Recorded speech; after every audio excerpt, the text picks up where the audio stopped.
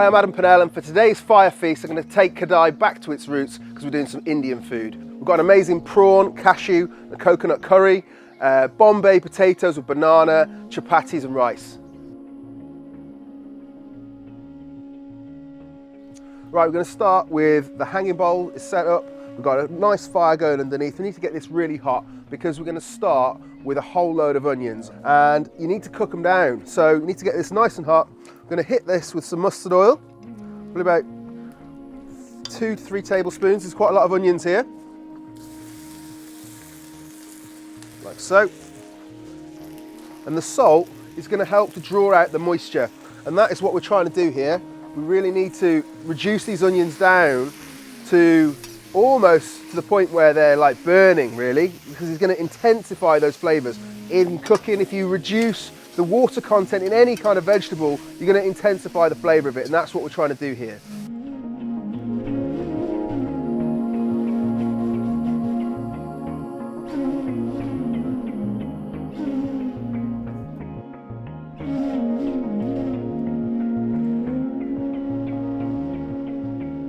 Starting to get some nice coloration on these, but we've got a long way to go yet. Really want to cook these down. So whilst we're waiting, we're going to start prepping the prawns. So I've got the Kadai frying pan. Just going to get that over the heat there. So unseasoned at this stage, we're just going to start cooking off the prawns in this oil. And as I say, you see them turn pink, and all that flavour from the shells is going to go into that oil. It's going to be incredible.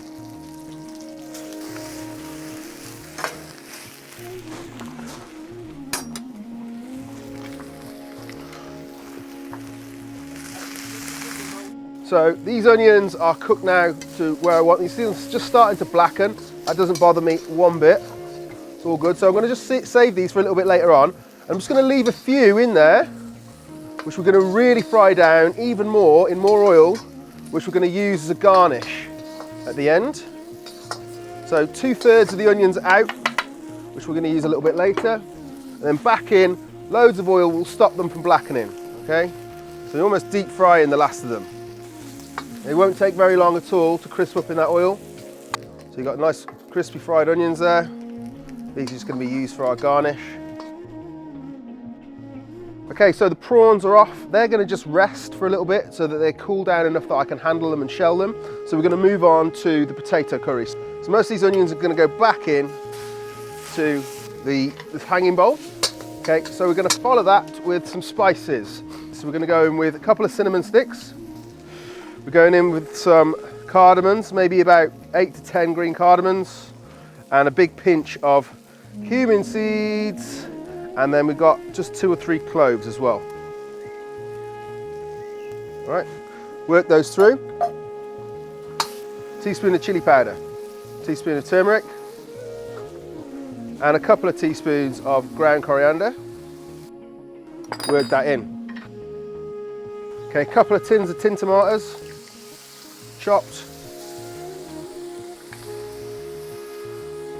Now, with tin tomatoes, you tend to lose a bit of the sweetness, and I like quite a sweet potato curry.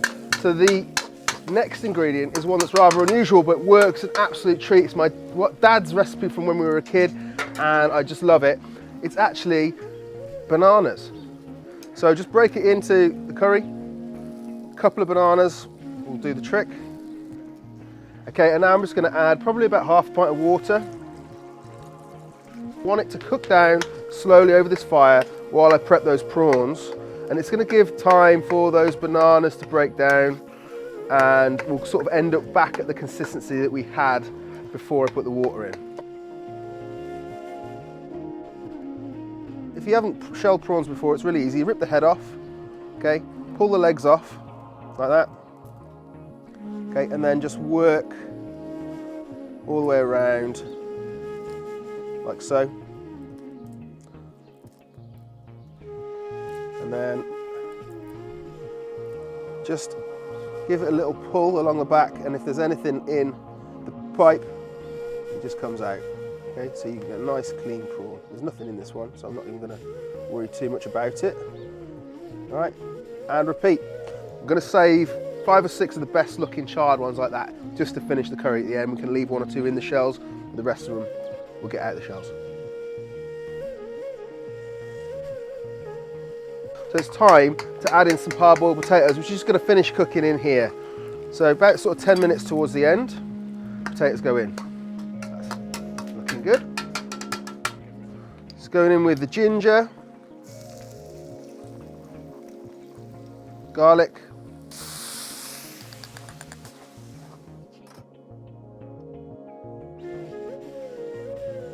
green chili and red peppers. Just going to sweat those down. Right, so those peppers are just starting to soften, so it's time to add in the last of those onions that we saved back earlier. A teaspoon of turmeric.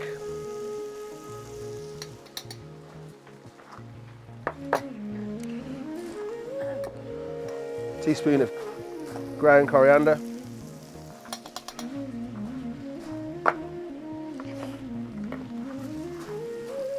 Work that into the fat just for a second. Then we're going to go for a can of coconut milk.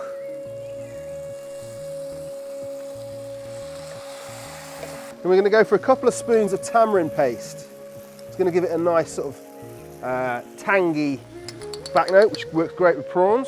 Work all of that together. So into our prawn curry goes the cashew nuts, about 200 grams, and coriander stalks, and then finally our prawns.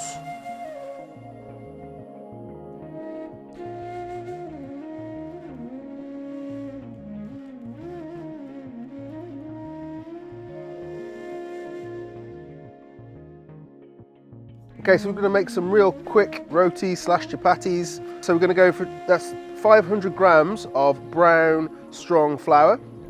And then we're going to go in for a teaspoon of salt and just some water. It's really that simple. So I'm just going to add it sort of bit by bit. So if you rough it up with your fingers, and you can kind of start to feel, if you add it bit by bit, when it will bind together.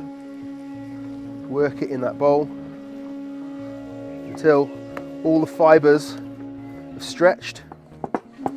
Okay, get it nice and thin. Keep working it one way. If it goes oval, then you've got to take it the other way.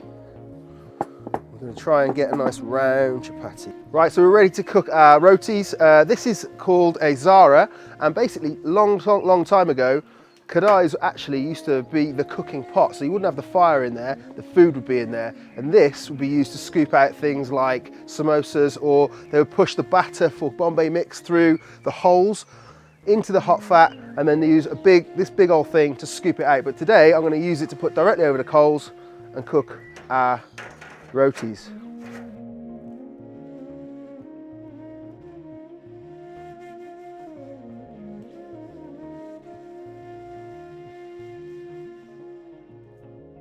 Okay, now just to finish our potato curry, we're just going to hit it with loads of fresh coriander, a nice big dollop of natural yogurt in the middle, which you're going to scoop into as you serve it.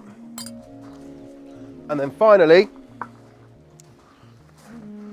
those fried onions that we saved earlier on. And for the prawns, I'm just going to finish it with some of those gorgeous ones that are still in their shells from earlier.